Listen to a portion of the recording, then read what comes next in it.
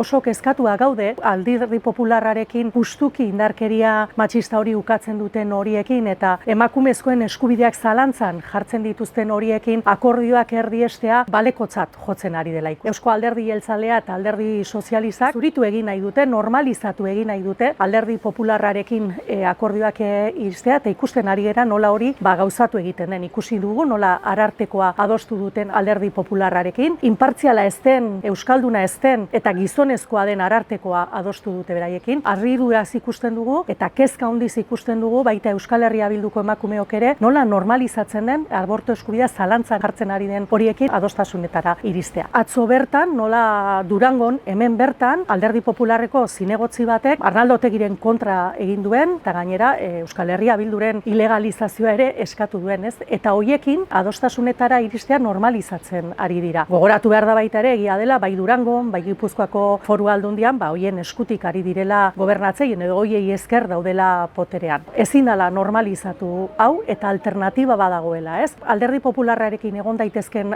adostasun horiek, adostasun ilunak dira, emakumeoi eta gure eskubidetan da gure bizitzetan atzera pauso oso importanteak ekarri ditzak eta hori oso kontutan hartu behar da. Ez da normala eta Euskal Herritarrok ez dugu ulertzen, ez feminismotik, ez ezkerreko perspektiba batetik, atzerakoiak diren planteamenduetara bueltatzeko planteamendu horiek zuritzea. Horregatik Alderdi Jeltzaleari eta Alderdi Sozialistari esaten diogu gure eskua luzatua dagoela beraiekin etxebizitza eskubidea aurrera ateratzeko, zaintzaren arloan ere bide bat egiteko, indarkeria matxistaren kontrako politiketan aurrera egiteko, baina Alderdi Jeltzaleak eta Alderdi Sozialistak aukeratu egin beharko dute eta zintzoak izan beharko dute. Edo atzeraka egiten dute Alderdi Popularraren eskutik, edo aurrera egiteko bidea egiten dute Euskal Herria Bilduren eskutik.